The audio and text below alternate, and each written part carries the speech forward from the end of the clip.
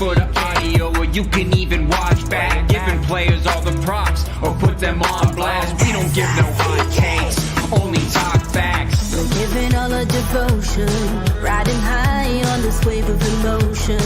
Going all out, yeah, cause this is our time. No, ain't no stopping us till we reach the finish line. All in, we came here to win. We're gonna give everything. S-I-C-K on the run. S-I-C-K, sick, sick. On fire, we're ready to fight. We'll bring the house down tonight. S-I-C-K on the run. S-I-C-K, sick, sick. Play it on the car ride, play it when you lounge. X and O, you know that we can hold it down. Shout out to my man Sammy, got it off the ground. And to all the listeners tuned in right now, got debates, analysis, and speculation. This is sports talk for the new generation. You know where to find us, got a reputation. Sick podcast, your #1 sports destination. Giving all our devotion, riding high on this wave of emotion. Going all out, yeah, cause this is our time. No, ain't no stopping us till we reach the finish line. All in, we came here to win. We're gonna give everything. S-I-C-K on the run. S-I-C-K, sick, sick. On fire, we're ready to fight. We'll bring the house down tonight. S-I-C-K on the run. S-I-C-K, sick, sick.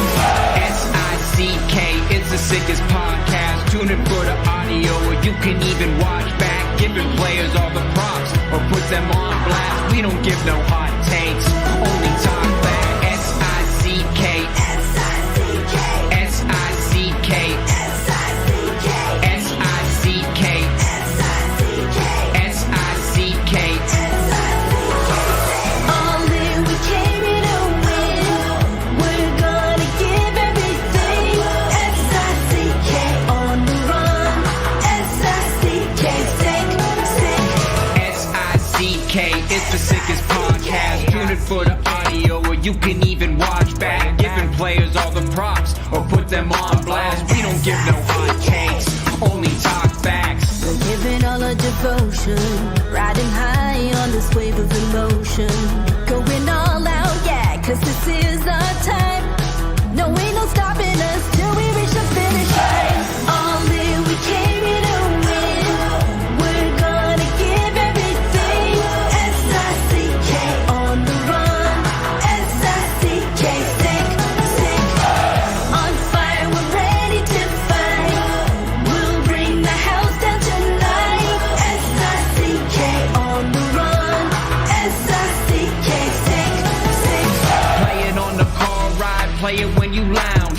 X and O, you know that we can hold it down. Shout out to my man Sammy, got it off the ground. And to all the listeners tuned in right now, got debates, analysis, and speculation. This is sports talk for the new generation. You know where to find us, got a reputation. Sick podcast, your #1 sports destination. Giving all our devotion, riding high on this wave of emotion.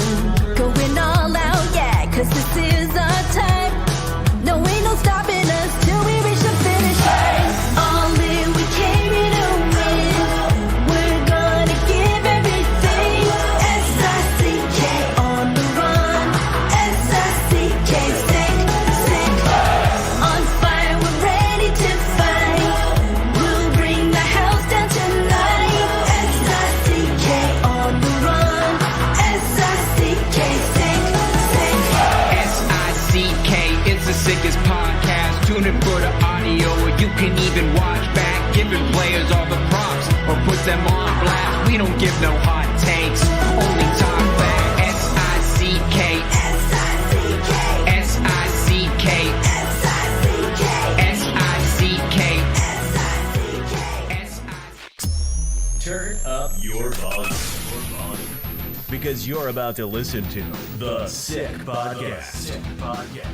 The Eye Test with Pierre, McGuire, and Jimmy Murphy. The Stanley Cup winning Colorado Avalanche And after 22 years, Raymond Mark! The sickest NHL podcast. It's gonna be sick. Jeez, Pierre, you all right over there? Dude, So is that my follically impaired head blinding you? No, it's the eclipse. The eclipse just hit us here. And, well, I think we're still in it, Pierre, here where we are, just outside of Boston. But that is all anyone is talking about right now on social media and all over the news right now. But we're here to talk about some more hockey. He's Pierre McGuire. I'm Jimmy Murphy here on the Eye Test on the Sick Podcast Network. Pierre, how was your weekend, my friend? It was good. It was full of hockey. It was a delightful weekend. Thank you for asking me, Jimmy. How about yours? It was great. Same thing. Saw a great game on Saturday, Bruins-Panthers. Yep. Bruins 3-2 in overtime. Had a great playoff feel to it. Teams are definitely sending a message. And the Bruins continue to look more like the Panthers, and the Panthers continue to look a bit like the Bruins that they beat last year. A very physical performance by the Bruins, and that's about 3 games in a row now, Pierre, where they seem to be really in the playoff mode, and I think we might know why. Why would they be playing that way? You know why. There Yeah. was a lot of panic when Jimmy Montgomery decided to go old school and be tough and challenge his players. And all the new breed were like, no, you can't do that. Heaven forbid. Yep. And voila. Well, let's go back to what you said, Pierre, when I alerted you to that back on March 25th. So that's about 2 weeks from today, 2 weeks ago. Let's play the clip right now. Okay. Sort of pick that spot. Well, you're setting the table because you know where you're flying to in the afternoon. You're flying to Miami, so you don't want the guys comfy cozy. And you know they're playing in Sunrise, Florida tomorrow against the Florida Panthers, the team that knocked you out of the playoffs. And then you're going over to Tampa. It's kind of a weirdo road trip. And then they come up to Washington, and then they go home, and then they go back on the road. So it's a crazy road trip, as you know. So what you do as a coach is you're trying to set the table saying, this isn't a pleasure trip. This is not, we're not going down to get on a cruise line. We're going down to win hockey games, and the first one's going to be against the Florida Panthers. So you're setting a battle mode right away, what you're trying to establish. You can't do that all the time. It's too hard to do over 82 games, but you can do it periodically. And I liked what you said at the start. Very seldom have you seen Jimmy do that. Yeah. But he knows, okay, I'm not even going to play possum here. I'm going to lay it out straight for you. If the Boston Bruins lose in the first round this year, there's going to be a problem. Yeah. There's going to be some big changes. There's going to be a problem. Yeah. And, I don't know who. So there you go, Pierre. I mean, it worked. And now, now everybody's going back and citing that as the rallying cry, but it's the same people that, look, I'll be frank, we're saying it wasn't going to work and it was the wrong move by Jimmy Montgomery. Well, it was the right move. They are now 5-1 since he did that in practice on March 25th. And they are playing a different type of game. They're playing playoff hockey right now. And what's interesting, too, is he's coaching as if it's the playoffs, too. He said it the other day, Pierre. I'll read you a quote. I just wrote about this today for Boston Hockey Now. And he was talking about, someone had asked him, he said, what was the thinking putting Parker Wotherspoon and Andrew Peeke, and by the way, what a find he's been for Don Sweeney and the Bruins on the trade market, putting them up against the Nick Cousins, Sam Bennett, Matthew Tkachuk line. And he said, I thought that's what they did tonight. We purposely matched them against Bennett and Tkachuk. They were physical. They were in their faces all night long. I think it's something we're trying to build within our team. The whole group is to be in more of people's faces. So they're conscious of what beat them last year in the playoffs, Pierre, that's exactly how the Panthers approached that series and what they did to them. So they kind of reversing the roles here. And another thing too, Pierre, Tkachuk was still his usual self out there, but he crossed the line a couple times, and one of it led to a power play goal by Charlie Coyle that put them up 2-1 at the time. So they're starting to get under the skin of the aggravators on the other team. So the Bruins are on the right track right now as they go into the final stretch here of 4 games, Pierre. Well, they want to finish first. Number one, stay out of the 2-3 matchup. Don't play Florida. Don't play Toronto. So stay out of that 2-3 matchup. They wouldn't play Florida anyways to start. They'd play Toronto, but stay out of that. That's number one. Number two, and this is, I think, pretty important for them. You talked about Peeke and Wotherspoon. Couldn't agree more. Playoff-style players. They're not analytic darlings. They're eye test players. They're ugly. When Peeke came to Boston, what's that? ugly hockey. It doesn't need to be pretty in the playoffs, and that's what I like about You it. don't get extra points for prettiness. No, It's not exactly. a fashion show, and it's not a beauty pageant. So here's what I would tell you, though, Jimmy. It's really important, I believe, too, is that people, when Pete came here, they're like, oh, what's he going to provide offensively? We talked about it on the eye test. He's not going to give you any offense. Yeah.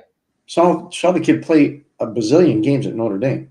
Mm-hmm. He's not giving you zero offense. What he's going to give you is heart, soul, shot blocking, physicality, and a nasty edge. Yep. And a lot of times, more times than not, with discipline. Any player, and we've talked about this on this show, any player that comes out of Notre Dame will be defensively aware, and they'll be disciplined, and they won't take penalties. That's just how Jeff Jackson runs practice. Mm-hmm. A lot of their practice. It's almost like they're not allowed to score, but they have to play defense. You know what I mean? And it's pretty good because it works. Every player you get out of Notre Dame knows how to play defense. They all do. Everyone. Yeah. And those are the type of players, Pierre. I mean, if you go back and you just peruse the lineups or the rosters of Stanley Cup champions over the years, you're going to see they all had guys like that in their third pairing. I think back to some of the Bruins teams I covered. I mean, remember Adam McQuaid, a guy like that who, he wasn't going to show up on the stat sheet that much except for block shots, but he was out there and he was in your face. And like you said, he walked that line just like Pete does. Didn't cross it too, sometimes you're going to, but didn't cross it often. So it's good that the Bruins have that going on right now. They're going to need it. And you said they don't want to play Florida or Toronto. I don't know, Pierre, like they might end up playing Toronto because Tampa still could catch Toronto. I know it's good. Yeah. It's unlikely, but it could happen. Yeah. No, so Toronto's got their own destiny, control their own destiny. They played tonight against Pittsburgh. I mean, if you're Toronto, just take care of business tonight. You put a dagger right through Pittsburgh's heart because that will take away a lot of the traction they've built up, which is an amazing accomplishment, by the way. Hats off to Mike Sullivan and his staff. And I think the biggest thing is Sidney Crosby. I want to get to that in a bit for sure. But Toronto can do a lot of damage tonight with a win. That's all they got. Just take care of business tonight in your building. That's all you got to do. Yeah. I look at that matchup right now, Pierre, not to get ahead of ourselves, a Tampa Bruins matchup, which seems like that's what we're going to have in the first round. And I don't know look, this is why I always say, and you say it too, I heard you, don't worry. You can't pick your matchups. You got to just take what you're dealt. But if they are dealt that matchup, I see a 6 or 7 game series there with those two teams. I think it's going to be a war. That's the only team out of those 6 games I listed where they were 5-1, the Bruins. That's the only team to beat the Bruins. They did get them on the tail night of a back-to-back, an emotional win in Florida the night before. However, that is going to be a tough team for the Bruins, Pierre. And I look at Tampa right now as, one of those teams that's playing red-hot hockey right at the right time and could be very dangerous in the playoffs because people can look ahead and they I don't know how much they're paying attention to him. I know every team has their advanced scouts, but a lot of teams are also focused on themselves right now. But you and I are watching these games, and I love what I'm seeing from Tampa right now. Well, you do, but you don't. I mean, there's a lot you like offensively for sure. I would agree with that. They've put their goaltender in a pretty tough spot a lot of nights because they're not playing team defense. Good point. But you talked about something before. You said it was going to be a quote-unquote war with Tampa. Outside of Tanner Jeannot and maybe a little bit of Nicholas Paul, there's not a lot of that on that roster anymore. Okay. They're just not how they're built. Mm-hmm. So the biggest thing when you play when you play Tampa, if you're Boston, you can't take penalties. Because I don't care how good your penalty killing is, Jimmy, that penalty kill has to be elite to beat Tampa. So if I were Boston, I wouldn't try to play a war series with them because you got to in the box. I would do it a different way. I'd take the Bowman mechanism of when they swept Philadelphia in the late 1990s, and everybody thought against the Legion of Doom, Bowman was going to play his tough guys on defense. And what he did is instead he played Nick Lidstrom, and Larry Murphy. So 2 guys that don't hit anybody, and it frustrated the heck out of the Legion of Doom line, and they swept them. They swept Philadelphia. So you got to have the mindset of a counterpuncher. You got to be really smart when you do that stuff. Good stuff. All right, you mentioned Sidney Crosby there in the Penguins. People are starting to say it. We've been saying it on this podcast for God knows how long. Even back as early as January, that this guy should be in the Hart conversation. The problem is, it's just so many candidates this year. I mean, I've never seen such a wide open field for that trophy, for a lot of trophies when you get down to it. But it's funny. I'm listening to our good friends on the Melnick show there, and they do a question of the day, and they said, give me, in the spirit of the eclipse today, they said, give me an athlete or a team that has been eclipsed. And I immediately thought Sidney Crosby, 2024 Hart Trophy race. He's going to be eclipsed. Unfortunately, it's just what it is, but it shouldn't go unnoticed what he's done, because I say it here time and time again, they don't even sniff the playoffs if not for him, Pierre. That's really smart. I love what you just said. That's really good, Jimmy. Well done. Yes, it's been outstanding. You watch just his little hand skill plays. Oh, now he's been doing that for a long time, but I'm not sure he's been doing it with as much consistency as what we've seen here in the last probably 25 to 30 games. So good for them. And, the other one is Alex Nedeljkovic in goal. People just take it for granted that it's Tristan Jarry in goal. It's not. It's Alex Nedeljkovic. And the kid out of Parma, Ohio, is playing his derriere off. He's playing fantastically well. And listen, that wasn't easy against Tampa on Saturday. No. I don't know how much of that you watched, because you had your I watched the whole game. Yeah, you had a lot going on, though. I know you did. Yeah. I keep my eye in the press box. I got the game. I was texting you, just saying, did you see that? I just started normal routine. Yeah. But I would just say, at the end of that was touch and go, that game. Oh, yeah. Tampa showed a lot there in the third period, and Nedeljkovic had to really respond. So he did. But, for Pittsburgh to make it, they got 5 games left, Jimmy. They're at Toronto. They're home against Detroit. They're home against Boston. They're home against Nashville. Then they're at the Islanders. They basically have to run the table. If you look at who they're in with, Islanders have 5 games left. Detroit has 5 games left. Pittsburgh has 5 games left. Washington has 5 games left. Philly has 4. If you were to say to me right now, which team's probably out, I'd say Philly. Yes, for sure. And then I'd say Washington right after that. And then, they've lost 6 in a row. Yeah, they hit that wall. They hit the wall. And who really hit him? We like him on this show a lot, is Charlie Lindgren. Yes. Yeah, he was a great guy. Like he's played. Yeah, he's played great. He's definitely, I think, Pierre, in if we're talking about classification of goalies this season, I think he has moved himself from the backup status to more a 1B. Yeah, I would agree. That he's good. He can be that 1B for a team going forward, and I'm glad that will help him going forward. But yeah, he hit the wall there. But yeah, you look at Pittsburgh. And I want to thank our good friend Jason Logan there, who was updating me a lot as well, wondering if I was watching. But I mean, that was the way they won, where they withstood that comeback from Tampa, is a good sign to me. It was, if they had won easily and it just stayed the way it was, and Tampa didn't come back in the third period, okay, it's a win. But that again showed the character and the resilience that Crosby's leading with right now, and the rest of the team buying into it. Lars Eller's buying in. Jeff Carter's buying in. Brian Rust is buying in. Letang is buying in. The old school guys, the old guard there, they're buying in. Guys have had a taste of winning. Carter won in L.A. He never won in Pittsburgh, but he won in L.A., and so he knows what it is. He won World Junior. He knows what it is. Letang obviously has won all over in his career. Sid's a winner. Brian Rust has won Stanley Cups. So the old guys Lars Eller won the Stanley Cup in Washington. The old guys that have won, they're leading the way. And I told you a couple of weeks ago about Drew O'Connor.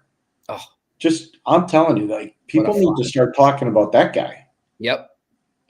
Drew O'Connor's playing with Rust and Crosby, and he's playing fantastic hockey. He was with Malkin before, and Malkin was raving about him when he was on his line. So he's playing great hockey. It doesn't matter who he plays with, as a matter of fact. I'm glad you brought that up.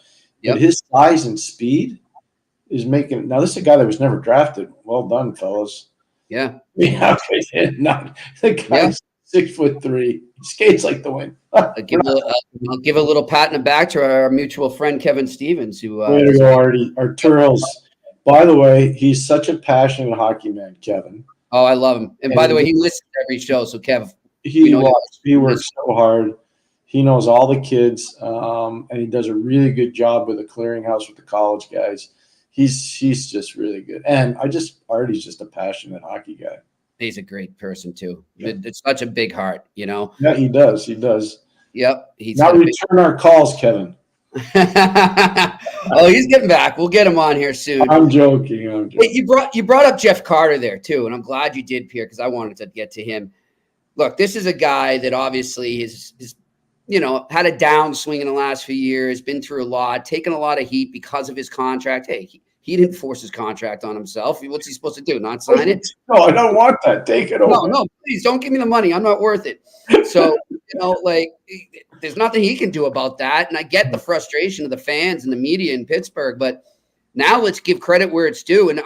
And furthermore, give credit to Mike Sullivan. You talk about how they're getting all these contributions from the old guard. Give credit to Mike Sullivan for believing in guys like that who maybe, were kind of written off by some. He didn't write him off. He knew he still had certain things he can contribute to this team. Maybe it's not always going to be on the score sheet, but he had the attributes of a winner. He's won the Stanley Cup twice. He knows what's up. So I think that between him and Sullivan, they deserve a lot of credit for the way he's turned his game around. Really good. I agree. Yeah. Mike's gone through a lot there this year. This hasn't been easy. They didn't make the playoffs last year. I would say at around the 60-game mark, it wasn't looking like they were making the playoffs. This year, they still have a shot. Obviously, it's not easy. They're going to have to they have to win tonight. Jimmy, they can say whatever they want. Oh, it's, we still got games left. They got to win tonight. Yeah. I think they got to run the table, Pierre. You got to win tonight. But all that being said, I think Mike and Todd, the only knock I have on everything in Pittsburgh right now is the power play. It's still not good. Yeah. So, it's still not good enough. I'm sorry. Not when you have that many assets. I mean, you get fortunate enough in this league to be around players that are pretty good, especially when you're coaching. And, what the schematic of a good power play and what the schematic of a bad power play is. They got a bad power play. They do. Pierre, and I understand they do have all that skill, but what's the old saying? You don't want too many chefs in the kitchen. And I feel like that's what happened there in Pittsburgh. I mean, correct me if I'm wrong, but I feel like when Carlson came in, it just sort of put things off kilter a bit. And I'm not blaming Carlson. I know you're not.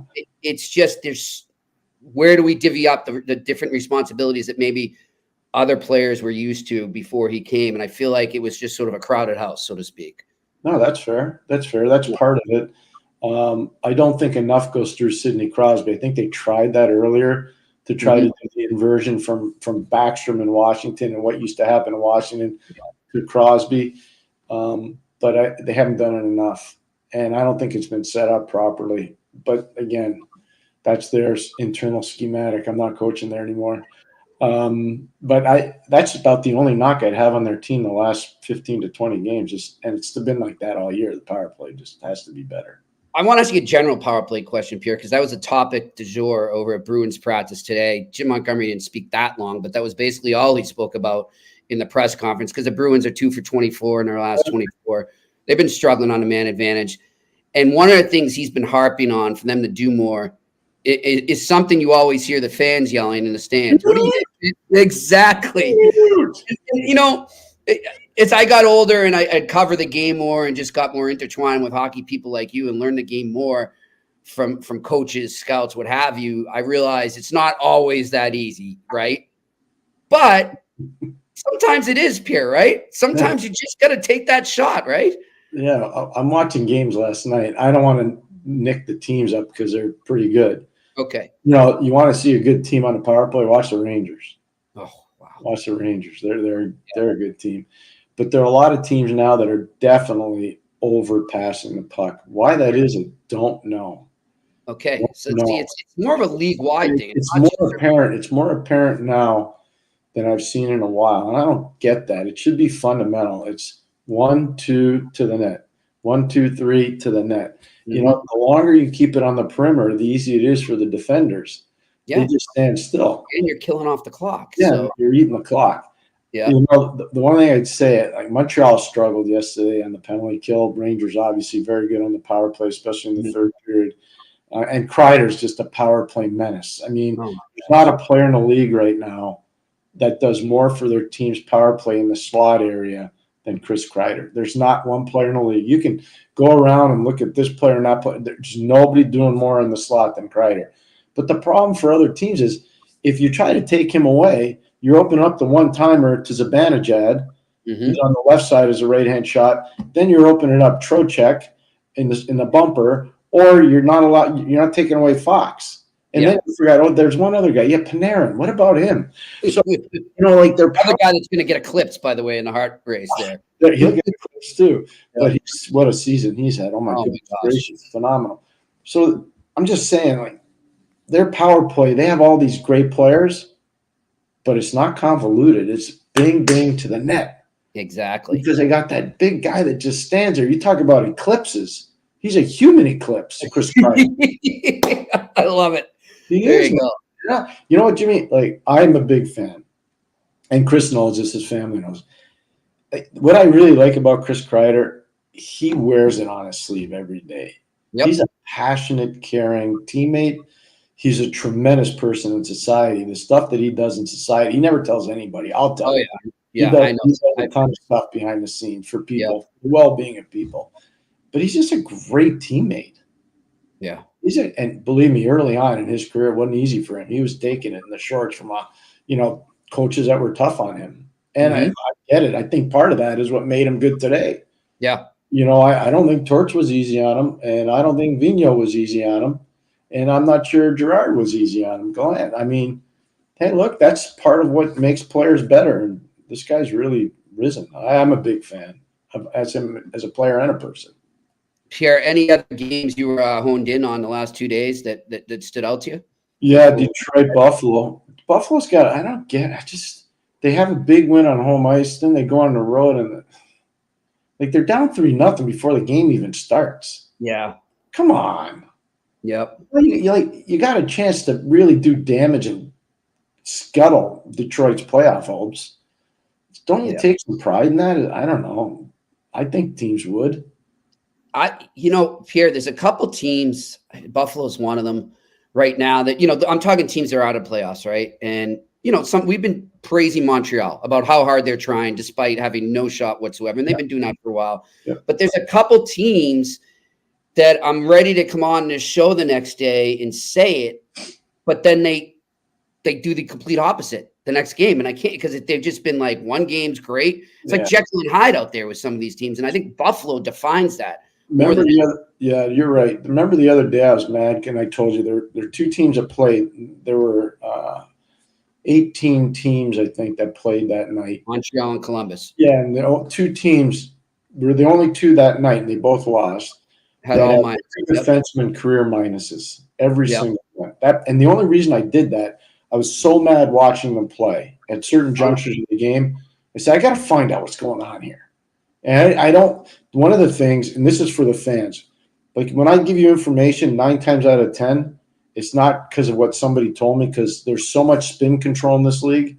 I will not listen to what people tell me, especially coaches or management people, because they're trying to spin to make their team look better or their play. So I don't listen to that. I try to find ways through tape or through analysis or statistics that's going to tell me why certain things stink. And that's one thing that I could tell you for both those teams. Yeah, and I heard you talk about it afterwards with Mitch, with Melnick, and he's giving you hell about plus minus. I'm with you, Pierre. I think it's a very valuable stat. And when all guys on the ice, every single player in your defense is a minus player in his career, that's not a good thing. I agree with you. It's not one, like, this is the thing. I said it's not for this year or last year. No, it's for their whole career. Right. It's a whole body. There's on both those teams that have played over 7 years in the league. Right. Well, there's one thing missing. Doesn't mean the player's no good. No. But what it means is when you're building your team, you can't surround that guy with other minus players. Specifically a team like Montreal. You know what? San Jose trying to surround veterans around. When you're scouting, you say to your scout or your pro scouts, you say, okay, we got X, Y, and Z that are minus. Mm-hmm. So when you're looking at players, you can't bring any more minus players here. Yeah. Because we're not going to win with them. No. And same goes even if you're not, you're always trying to win. But I would love to hear whether they had internal discussions about that in Montreal or Columbus. And I'm not picking on them. No. I'm just saying that stands out for both those teams. Yeah. So I'd like to know internally, did they ever say to their pro scouts, look, we got enough minus players on defense. We're not taking any more. I bet you they haven't. Yeah. Columbus too. That's a team too, Pierre. I thought I mean, 3-0 they lost to him, but for some reason I had this weird. It seemed like a perfect trap game for Carolina. Seemed like a good opportunity for Columbus to go in and. Carolina's mad after what happened with Boston. They're mad, and then you called it. Yep. Washington. Mm-hmm. Right. Yeah. Thank God. That was a good comeback, though. Didn't look good in the beginning. No. You said they would win, and you were right. You were right, Jimmy. Take credit where credit's due. You called it and you did it. You watched Carolina play last night. They didn't play nice. No. And guess who they're playing tomorrow? You know who played really well? I'm telling you right now, Malcolm Subban in goal played really well for Columbus. That's the first time he's played since 2022. I was just going to ask you that. Those exact questions. When was the last time he played an NHL game? 2022. Huh? That's I think November of 2022. Like, it's a long time ago, Jimmy. Yeah. So my point is, like, he played well. He did. The first shot went in. And then after that, Svechnikov scored. Coming down the wing, he snapped it. He really did. But after that, I thought he played really well. But you could see Sebastian Aho wanted to play. Drury wanted to play. You know, Guentzel made a heck of an assist on a power play goal. He wanted to play. How about Guentzel? What a pickup. I would say this to you. If he stayed in Pittsburgh for the playoffs, like for the push, where do you think the Penguins would be now? Oh, they're in a division spot right now. I know he was injured, so people are going to say, well, wait a second, McGuire. The guy was hurt. Like, you can't. Yeah, but he came back right after the deadline. The rumors were so hot and heavy internally. There was doom and gloom. And I think it affected the players on the ice and in the dressing room and around the group. Yeah. So if you say, you know what, we're going to keep him here. He's not going anywhere. We're keeping him here. We'll figure out a way. I don't know. We'll see. And then hold it. But this is the thing. And we're not Kyle Dubas. We know watches this show. So we're not ripping on Kyle. No. But I'm telling you right now, I would like to know in their meetings, did they ever bring up Jackson Blake? Well, that's where I was going to go. Okay, so my comment, everything you were just saying, Pierre, was I still think the trade needed to be done because I think he was going to walk. Okay, that's fair. Okay. However, that's where I was going to go. But they didn't, in my opinion, they did not get enough in that deal for him. I mean, that's yet to be determined. But we don't know. We don't know. But we don't know yet. But I'm just saying, as we currently speak, my opinion is I just think they could have got better future assets. I would have taken less assets for one really good one. Yep, 100%. That's all I'm saying. And Jackson Blake is a Hobey Baker nominee. He's a big-time player. He plays in a big-time program at Dakota. He's been well coached. He's all offense. And if there's any player that's similar to Guentzel, it's Jackson Blake. Yep.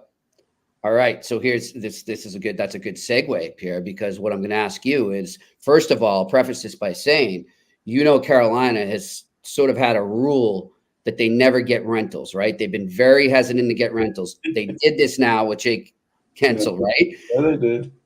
Okay. Do you think they sign him, or do they say, well, exactly what you just said, we've got another player just like him coming along. Why break the bank for him and get locked into a contract that maybe by the third to last or second to last year, he's not really worth the cap hit. He's older. I wonder how Jackson Blake will factor into their approach with Jake Guentzel in the offseason. Did you see what happened today?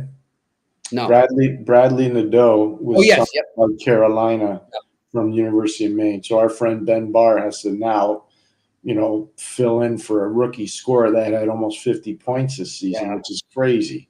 Maine's had a tough offseason, Pierre. Yeah, it's been tough. This portal thing is tough, Jimmy. Yeah, it's I had a great conversation with Mason Lowry about that. Maybe I'll send the sound to the guys for tomorrow. We'll play it. This thing is really tough for the players, the coaches, and the fans of the teams. It's really, really tough. Yeah. Anyways, so I don't know I don't know what they're going to do with Jackson Blake. They signed two guys to pro contracts this week. Scotty Morrow, defenseman from your alma mater, is a really good player. I've known him since he's been 11 years old. He played with my son in Mid-Fairfield.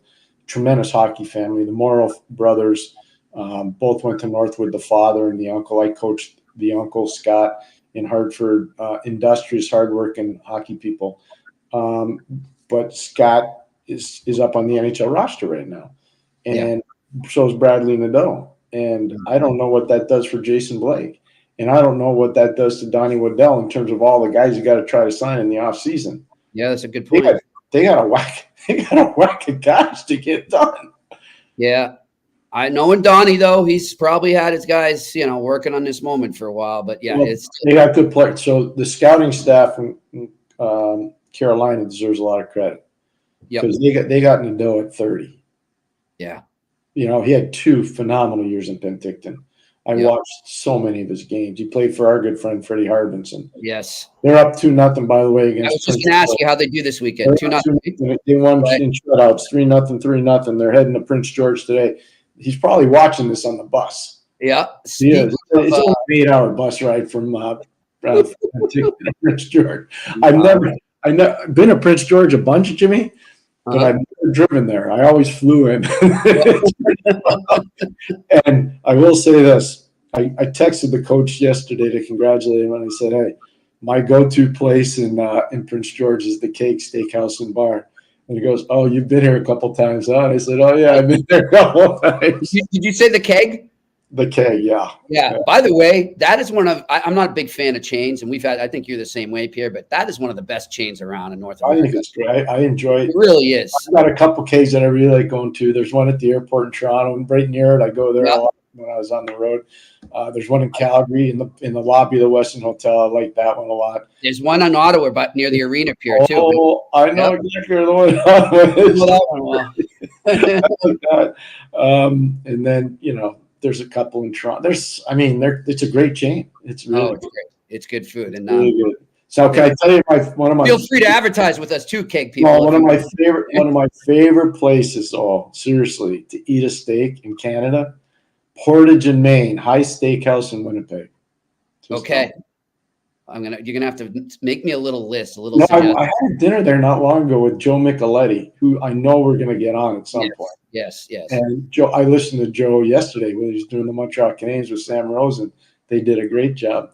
But Joe and I and a couple other people, we had a nice steak dinner at High's in Winnipeg a few years ago. It was good. It was really good. It's one of my favorite places to go have a steak. Not to continue with this wonderful food discussion, it's making me very hungry, but also the Hyde in Columbus, Pierre. I don't know if you've ever been there. The Hyde. I'm not. So in Columbus, I go to Hyde Park. Okay. Maybe that's what I'm talking about. In Columbus, Hyde Park is right near the Hilton Hotel. And then I go to the Pearl. The Pearl's very good in Columbus. The Pearl's really try that out. We should do a food podcast too, huh? When you're on okay. Now I got to tell you a quick story. I had a friend of mine's son is playing pro hockey, and it's not going great right now. It's going okay. It's not going great for him. And he said, "Oh, Pierre, it's tough." And I said, you find a good restaurant. Go out with some of your teammates for lunch. Go out for dinner on an off night. Go and let your hair down a little. Don't go to your room and play video games and pout about it. Enjoy the moment. If I were coaching one of these kids, I'd tell them the same thing. That's great. If you got a little money in your pocket, go have a little fun. Your brains out and booze it up all over the place. But you got to explore these cities. You got to make it an adventure. Mm-hmm. You never know how long it's going to last. I tell my son all the time, I won the lottery. Ever since I've been 19 years old, I've been in hockey. Every paycheck I've ever gotten is from hockey. Yeah. I'm 63 years old in August. I won the lottery. But my only advice to young kids, don't just go back to your room and sit in your room and do nothing. Yeah. Well, go find a nice museum. Go have a nice meal. Take your teammates out and music. Yeah. So if your team's in Chicago, I'll just use Chicago as an example. Mm-hmm. And you got an extra day in Chicago, you get on one of those boats and you go to the architecture tour of Chicago. Yeah. You tell me that's not amazing when you're done? It's off the charts beautiful. You come to Boston, you get your butt down to Faneuil Hall in the North End and you walk around. Yep. You go to the Union Oyster House and you have 12 oysters and you sit where John Kennedy sat. No, I'm just telling you, these are little things. I know. And it matters. You know, you go to Montreal and you got an off day in Montreal, you go to Montreal. You walk around. Yep. I'm with you. Good food and live music always cure my issues. And then you go to Hurley's. There you go. But not for as long as Jimmy and I go. You got to go back to the hotel. All right. You know what? We'll get to the questions in a second. Speaking of food, let's talk about our wonderful sponsor, Factor. In case you can't make it out and you're in a rush and you are stuck in the hotel room or your apartment or your house, you want to go Factor's delicious, ready-to-eat meals. Make eating better every day easy. Head to factormeals.com/itest50 and use the code ITEST50 to get 50% off. Again, that's factormeals.com/itest50. Use the code ITEST50 to get 50% off. And then go ahead. Before you go to Manscaped, yes. I want to give a shout out to the folks at Factor. I got a text message from an old teammate of mine, Dave Steigerwald, on the weekend. Dave and I played 4 years together in college, and he was a very useful player. And he said, "Do you know what I do?" Because he works down on Wall Street. Mm-hmm. Factor. He's a Factor guy now. There we go. Yep. He texted me. He says, "These meals are unbelievable." Yeah. This is an old teammate of mine. He watches the podcast, especially when he's on the train back and forth. Great. And he got involved with Factor. And I'm just telling you, Jimmy, straight up, he loves it. He thinks it's awesome. Good stuff. Now, it is. Go to your next read. All right. Let's go to our next read there, Manscaped. And, hey, it is the season, man. That weather's getting nice now, guys. So you want to get out and enjoy yourself. Make sure to groom your carpets and the drapes with the leaders in below-the-waist grooming. Go to manscaped.com and use code ITEST for 20% off and free shipping. Again, that's manscaped.com. Use the code ITEST for 20% off and free shipping. Pierre, I'm seeing stuff right now that it just passed over us, but it's been bright as anything. Who cares? I'm done with it. Let's move on. Let's talk some hockey. Remember Y2K? Yeah. The only time the league ever shut down, except for work stoppages, they shut it down for Y2K. And Mike Keenan and one of our good friends were at my house in Mont-Tremblant, Quebec, and we couldn't believe none of us were working. We couldn't believe it. It was a very long night. And it was a very, very difficult next morning, but it was okay. We had fun. The other gentleman's name, by the way, Tom Greenaway, who for the longest time worked for the United States government. Just a tremendous person. Really, really good man. Yep. All right. Good stuff. Well, let's get to the questions. They're piling up there. A lot of questions about the junior playoffs going on and some players we discussed on Friday, namely a certain player whose dad played he'll be in the Hall of Fame. He's there. Is he there yet? Is Jerome there? Yes. Yes, he's there. Jerome McGinley's son, Tage, ripping it up here in the WHL playoffs. So let's get to those questions right now. Tage moving up draft board, can be better goal scorer than Cole Eiserman. What do you think, Pierre? He might be. I mean, I can't. That's hard to predict. What I'm going to tell you is what Cole Eiserman is doing is unbelievable.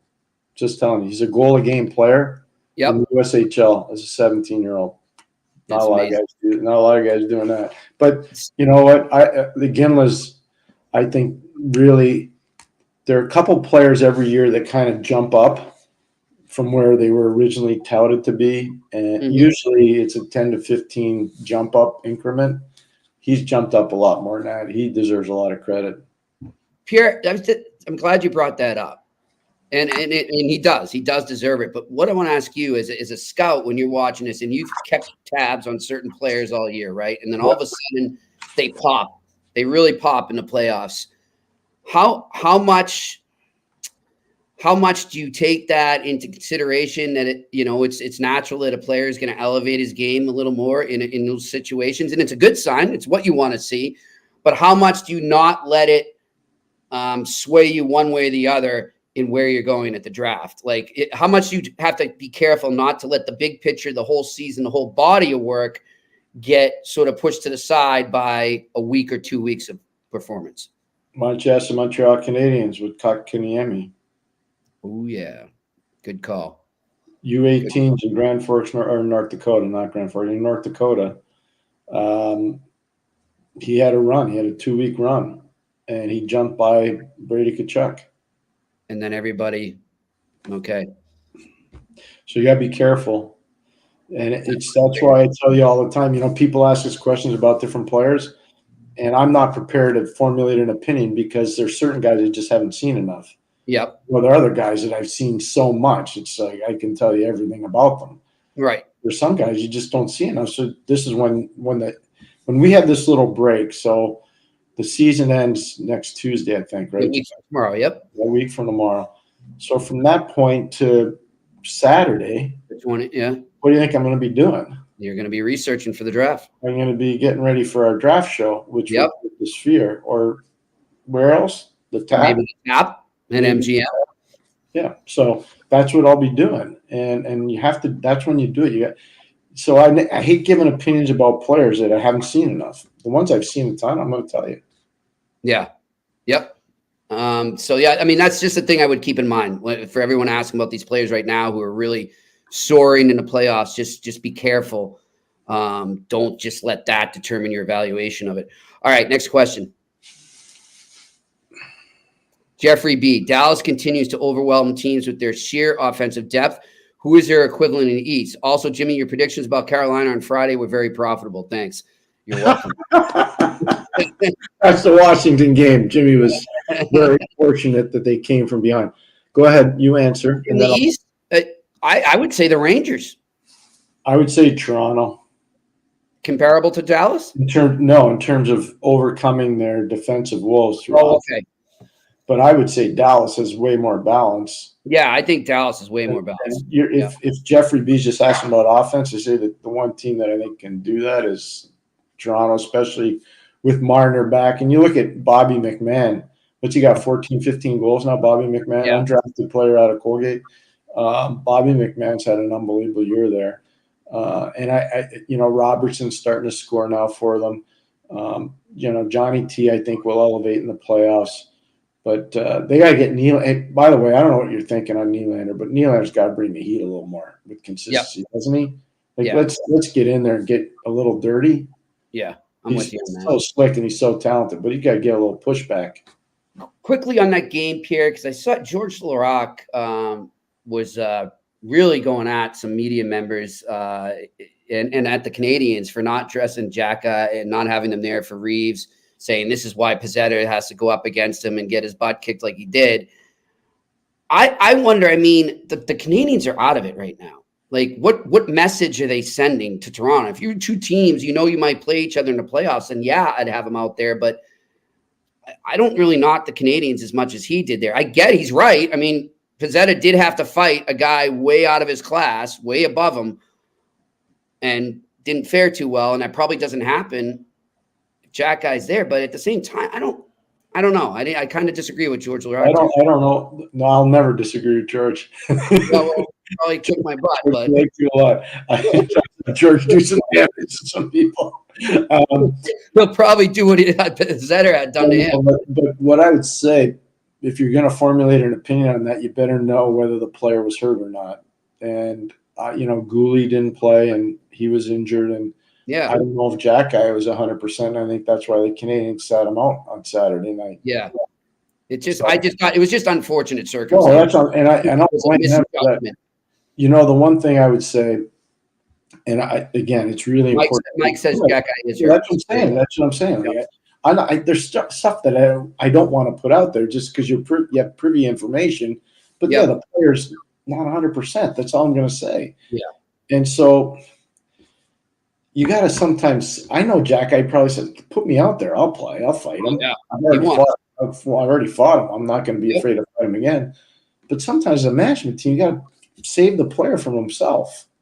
Yeah. And that's why I'm just saying – it's fine, but if you're going to start going after people because they didn't play or management teams because the kid didn't play, you better know the whole story. Yeah, we'll see. I'll look more into that. One thing I want to say, though, staying with that, credit to Ryan Reeves, Pierre.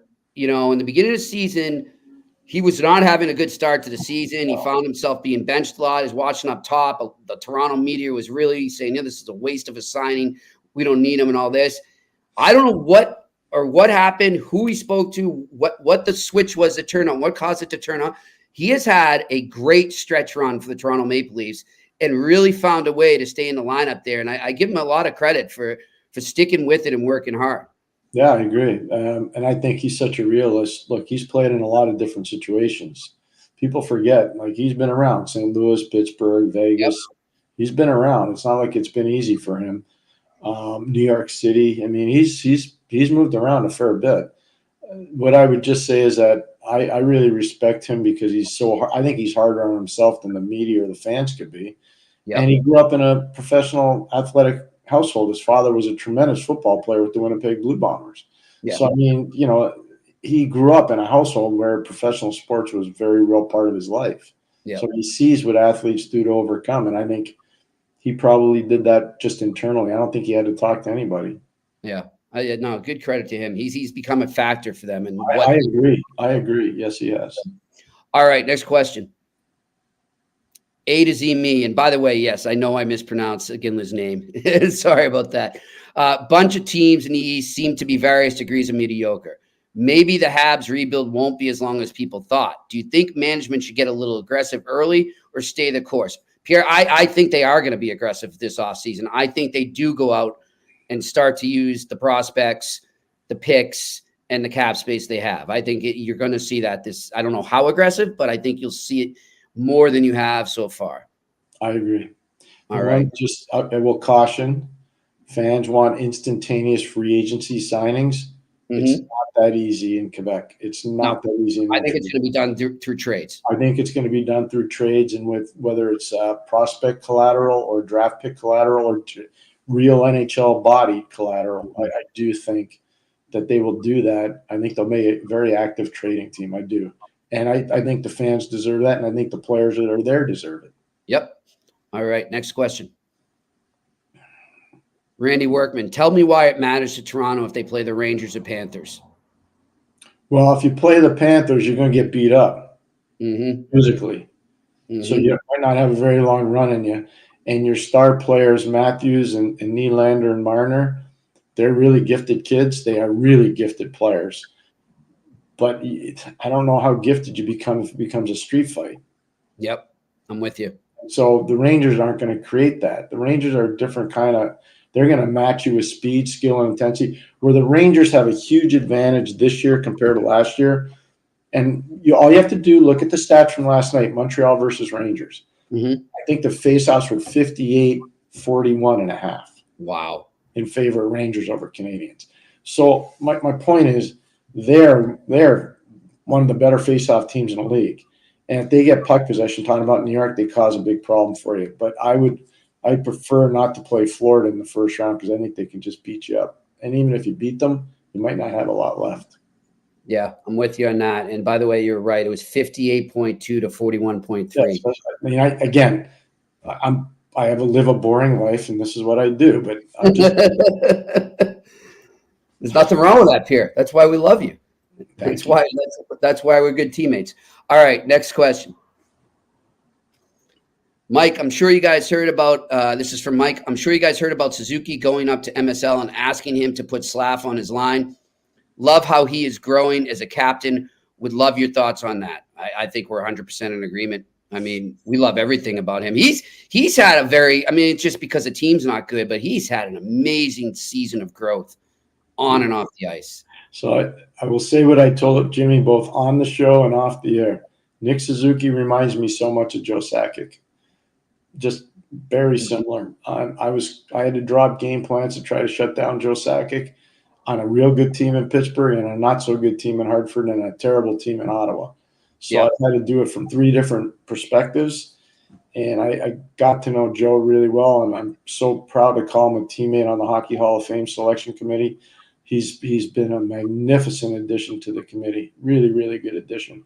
But I think Nick Suzuki is very similar to how he plays. I really do. I think he's very, very similar. Good stuff. All right, next question. Jason Logan, Pierre, if you're GM of the Pens, would you trade Jerry and Carlson, or what changes would you do in the offseason? You're not trading Carlson. That contract can't be moved. Yeah, you're not moving that, Jay. I know. We've talked about that. I'm sure they'd like to, but it's unless you're going to eat a lot of money. I do think Jerry is on a different team by next season. Well, they've got Bloomquist, the goaltender, who's they're really excited about. Yeah. So maybe that's what they do, especially if they're starting a rebuilding situation, which whether they make the playoffs or not this year, I think that's kind of where they're going. Exactly. So. All right, next question.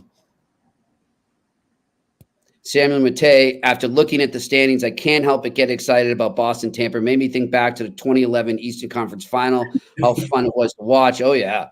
Is there another matchup you guys want to see in round one? Well, I think Toronto, Florida would be pretty amazing. Yep. For a lot of reasons. Yeah.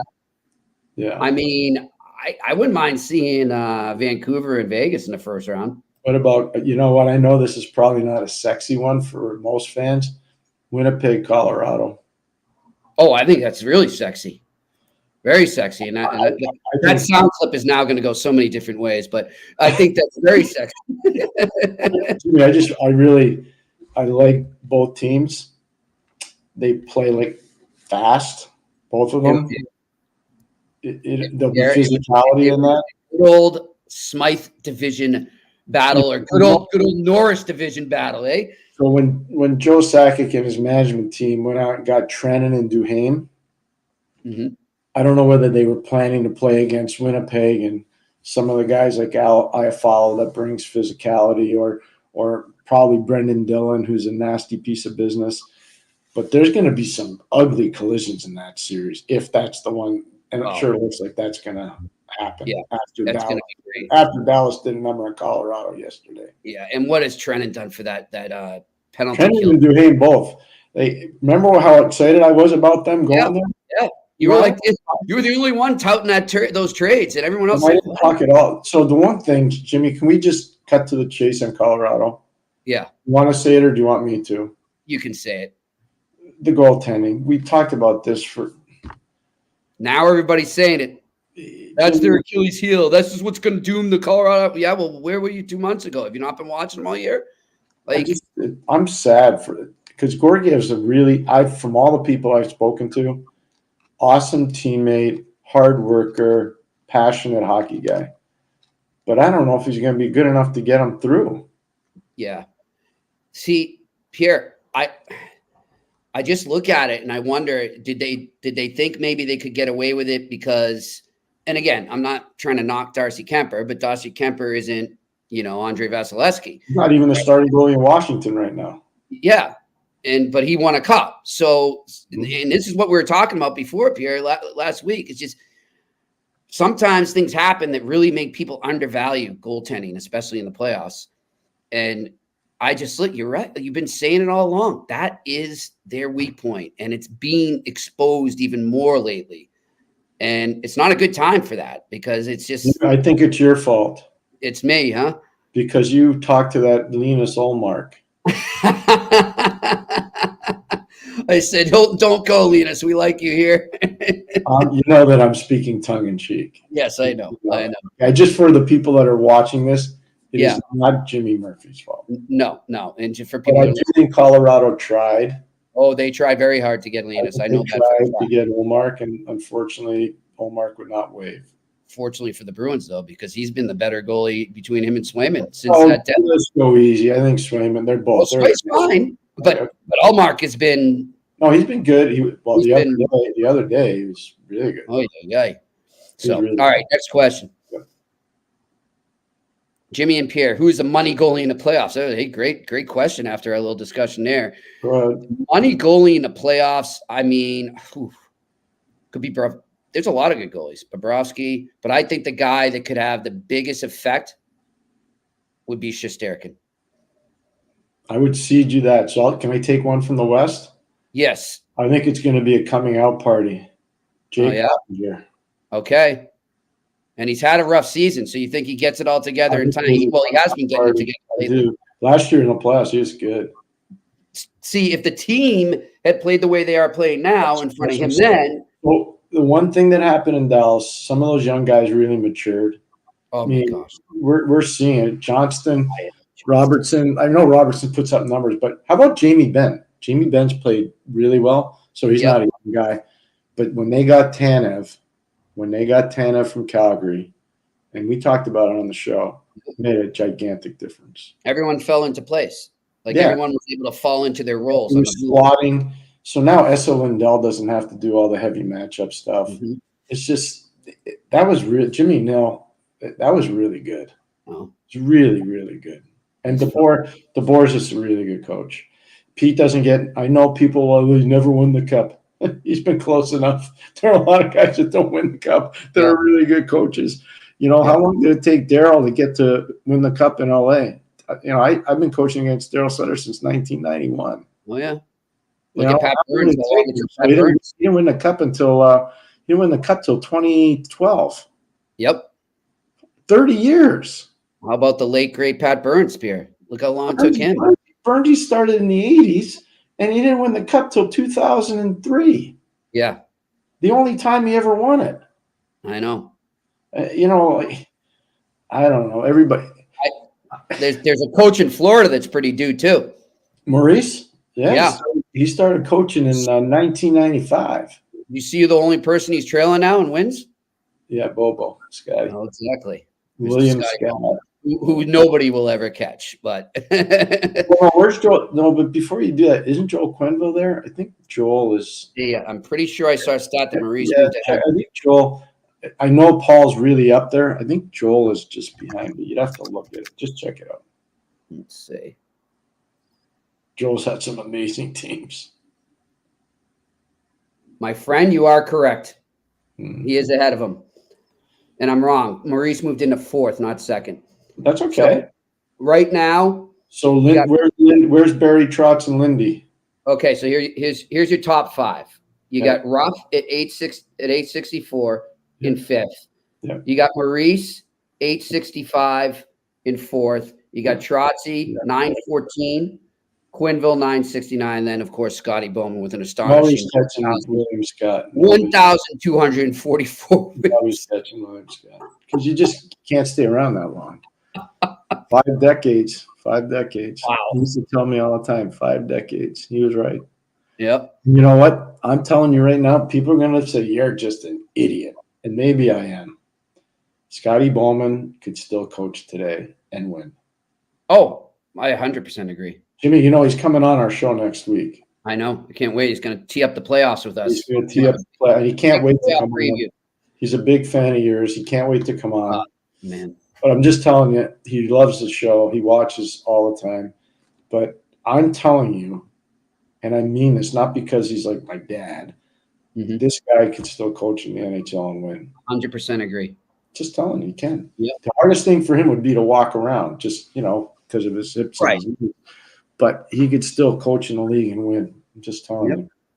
And you know, Pierre, he's in the ear of some coaches, I bet right now, helping them out, giving them tips, because that's who he is. Some of them, but some of them, they're too cool for school and they don't want advice too. You know? Yeah, well, they should. No better advice. Fire, we got to get going here. Yep, let's do it. Let's go to the final few questions. We'll do 3 more. No, take them all. We'll go Okay. fast. Stefan, question to the West Islander. As a DG, which player of Habs you would sell to get top forward quality player? I'd move a defenseman. All right. Who's the West Islander? Not you. No, but You mean production crew, maybe? no, I think maybe me. I don't know. We'll see. Okay. I'm not from there though, but I grew up in TMR. So All right. There we go. Next question. Hey, it's Jeffrey B saying, hey, Pierre, with 10 games going on Thursday, plus the NCAA Frozen Four, what games will you be prioritizing on your many screens? the NCAA tournament for sure, and then I'll just figure out after what happens earlier this week what's going to go on. There's a lot. Pittsburgh and Toronto tonight could say a lot. The Islanders are home versus the Rangers tomorrow. I mean, Detroit has home against Washington, so a lot depends on what happens with these races. I'll have a better change. What's Yeah. that? I said so much could change within those I'll 3 have a days. better answer for you on Wednesday, but I can tell you right now, I'm prioritizing the college. Oh, yeah. I can't wait. Players. I can't wait. And by the way, we're going to have Mike McMahon, College Hockey Insider, joining us to tee that up. Wait. Hey, Jimmy. We are at noon Eastern. Remember that, noon Eastern On Thursday. Yep. So I'm just going to tell you, he has been phenomenal. Oh, he's He's a killing must read. If you're a college hockey fan, he's a must read guy. Yeah. And and he's been invaluable for not just fans, but for college coaches and universities. Yeah. What he's done during this, I don't know if they don't call it free agency, the portal, but it's like free agency. He's been amazing. He's been really good. He's really killing it. All right. We're told we got 11 questions right now. Let's go. Let's rapid fire. Let's do this. Mike, would love your thoughts on Josh Anderson? Not trying to be rude, but he seems to lack hockey IQ. That turnover, oh my God, that was brutal on the fourth goal. Josh is broken and needs to be put back together. I'm heartbroken watching it because I know the guy and he doesn't want to quit on it, but you can tell there's something missing right now. He needs a whole summer of rehab. It's not hockey IQ though. It's mentally plugged. Yeah. All right, next question. Jimmy and Pierre, how many votes does Dobson get toward the Norris? It's a tough year. It's just tough. Yeah. He'll get some. I don't know how many. He'll get some, but he's not going to. He won't be number one on anybody's ballot. Yeah, I just hope Morrissey's in the top 3. He better be.